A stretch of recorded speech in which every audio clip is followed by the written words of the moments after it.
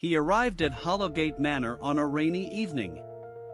The carriage driver refused to stay, saying the house carried bad omens.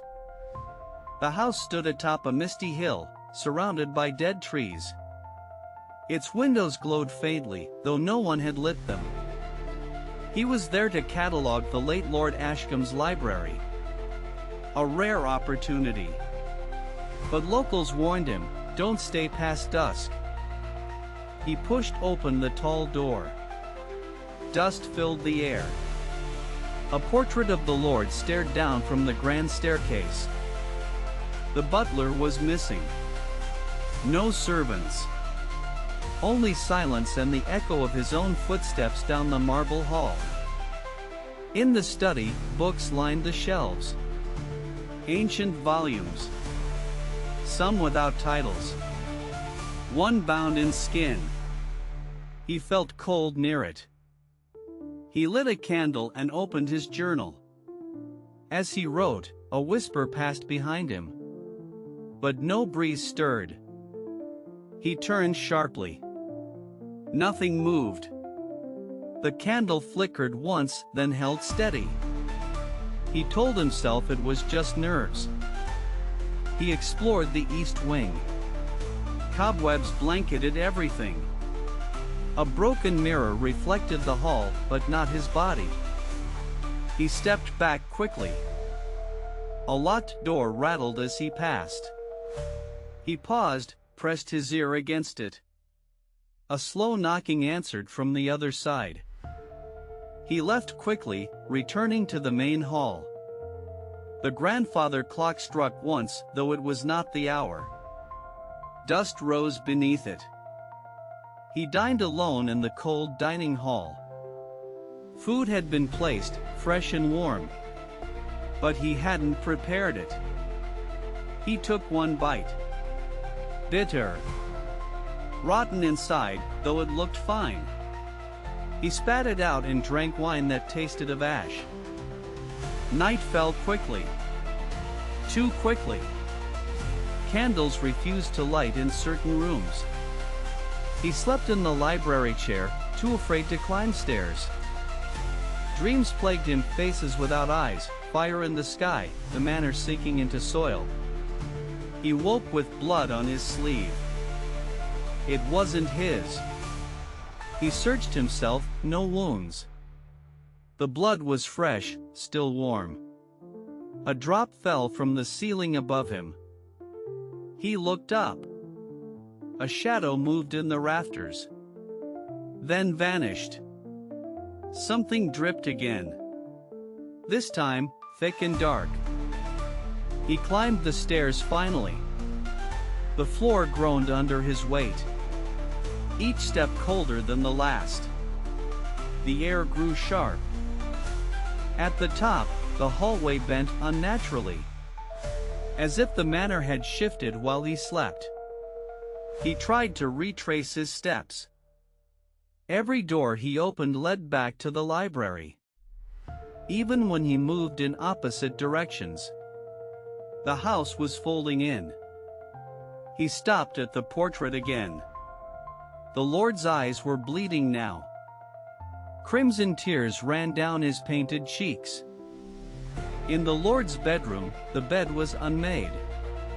The sheets still warm. The fireplace held embers, but no wood. He found a diary. It belonged to a maid. Her last entry read, "He walks after midnight. If he finds you, scream softly."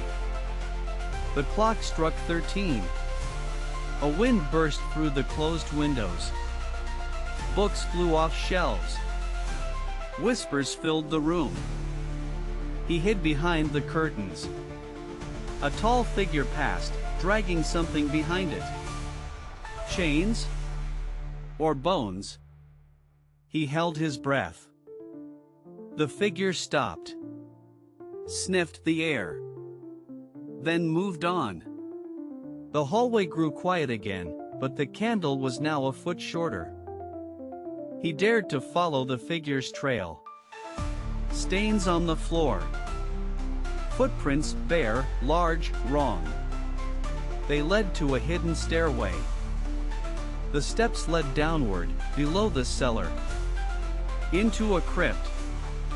Skulls lined the walls. One skull was still wet with blood. He found a coffin, sealed with rope. A note nailed to it, "Do not open, lest you become him." Behind him, a voice said, "It's too late." Cold breath touched his neck. He turned slowly, nothing was there, only darkness. He ran back up, but the door was gone. Only brick where the passage had been. He screamed. The manor answered back. Then, footsteps. Heavy, slow, deliberate. Coming closer. He backed away until the wall stopped him. The footsteps stopped too. From the shadow, two glowing eyes opened. And the voice said again, "It's too late. You opened it when you arrived." He tried to run, but the floor beneath him turned soft, like flesh. His feet sank. The walls pulsed with breath. The eyes moved closer, glowing brighter. From them stepped the figure, tall, dressed in rags, with a skeletal face and cracked crown. "You are the last guest," it whispered. "The house feeds on those who notice. You saw too much." He screamed as the floor swallowed him whole. The manor shuddered once, then grew still. Wind outside stopped. Time itself paused. He woke in the study chair again. Morning light poured in. Everything looked normal, clean, quiet. No blood. No shadow. But when he looked in the mirror, he saw the Lord Ashcombe's face staring back. Smiling faintly. Breathing behind the glass. He tried to leave, but the door was now bricked shut. The windows showed only fog. The manor had claimed him. Outside, the carriage waited again. Another visitor stepped out, holding a letter. "Here to catalog the library," he said to the driver. The driver said nothing. Just turned the horses. And the manor doors slowly opened on their own, welcoming the next soul. And inside, far beneath the floor, something ancient smiled. Another chapter would soon be written in the cursed house's long, hungry history.